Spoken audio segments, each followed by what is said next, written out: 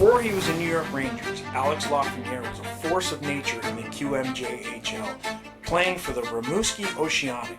He put up a staggering 297 points in just 173 games, becoming the first player since Sidney Crosby to win back-to-back CHL Player of the Year awards. Because they shared the same junior team and a relentless high IQ style of play, the next Crosby labels were unavoidable. Entering the 2020 draft was a zero debate.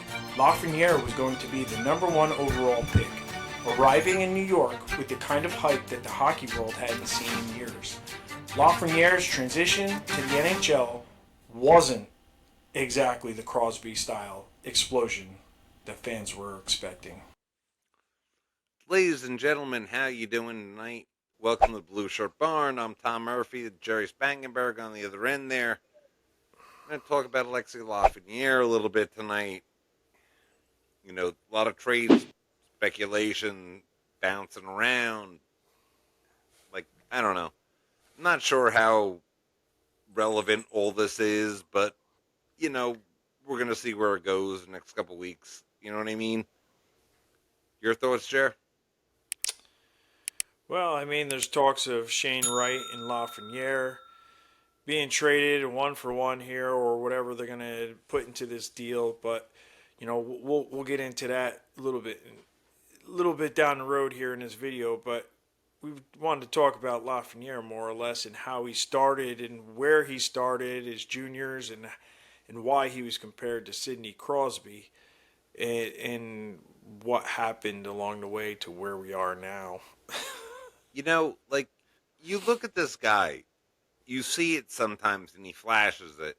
His size, his strength, his playmaking ability, all that kind of stuff. It's like, it's fun, it's really good. Then you see the loafing and the lazy play and all this kind of stuff, Yep. and you're just like, Yeah, you because know, you wait for it to come out and come together consistently, but it never does. And he just, I don't know, he has it. The talent's there. You can see it, but he just fails every time yeah, and miserably. that's that's the problem. Like, you see it, and it's been like that for a while. Like, it's not like he's been here 2 years. He's been here, 6 years now. yeah. It's, I don't know. His Honestly, juniors, he was like an animal in juniors. Like he was scoring goals left and right in juniors, and Patrick Waugh coached him. yeah, and the one thing that I noticed in all his videos, like his that I've watched of his goals, every time he scores, he drives to the net. It's either to like an odd man rush or he's driving to the net, and it's crazy. 1-on-1, he can beat a defenseman 1-on-1, no Yeah, problem. I've seen him do it in many of different goal scenarios, and he'll score because he's just got the hands, and his numbers even with Panarin when he plays with Panarin, their goal ratio, like they're scoring and getting points, is 59%. But without him being with Panarin, it's like 40%. Like you can see the difference of when he plays with somebody who's good and when he's playing with somebody mediocre. He's definitely a skilled individual, but again, like maybe he just needs to be with the right players in order to make that skill come out. or maybe he needs to be on a different team. You know what I Well, mean? yeah, There's a lot that's of people that suggest that, like, a change of scenery would be good for him. I don't know. it. Like, Like Capo Caco, he was terrible here. how funny would that be if, you know, he got traded to Seattle and he was Oh back my with God, Kako? right? They send a number 2 pick and a number 1 pick out to Seattle.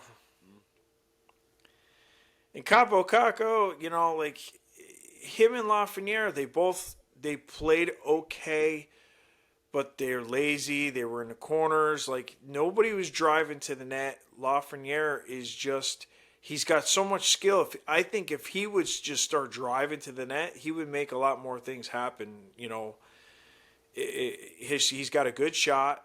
Anytime he gets in between those circles, that's where his goals came from. But he just seems to go in the corners and behind the net now. So he's Like, setting himself up for failure is basically what he's doing. and again, like you see the lazy play on defense and all that kind of stuff. It's just, and again, And, and go ahead. Shane Wright is another one who's kind of in the same boat as Lafreniere Yeah, out there in Seattle. He's having not so good year. He's only got 7 goals this year. So is it going to be a loser for a loser trade? yeah. I mean, Shane Wright when he came out he was supposed to be the number 1 pick. Then the people said, "Oh, he isn't." But he went 4th overall. So would this be? Could this be both of their breakouts by a change of scenery?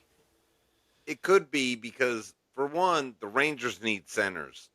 Okay, like they have like this glut of wingers. Like I don't. During our big rebuild period, we didn't draft a center, obviously, or something. I don't know.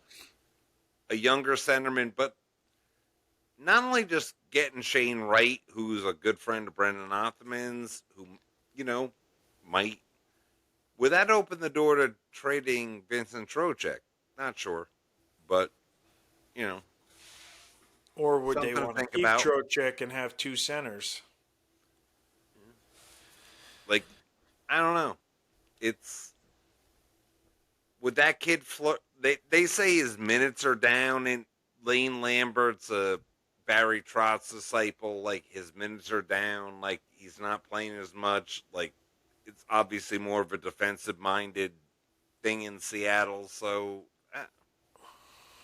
like I said. Yeah, you never know. Broadway might be his show. Maybe. Well, only time will tell here. It's looking more and more like this could be a real possibility. So leave your comments for us because, hey, I want to hear what you guys want to say too about this. Yeah, seriously.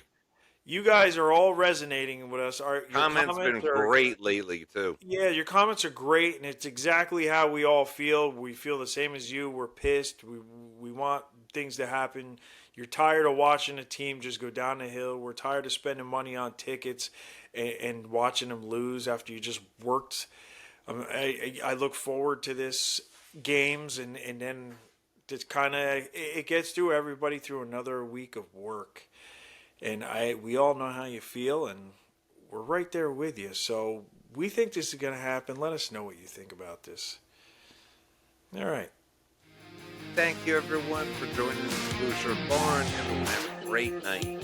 Great night. And take it easy. We're on TikTok, Instagram. We're all over the place. YouTube podcasts, all over the place. Take it easy. Have a great night. Peace.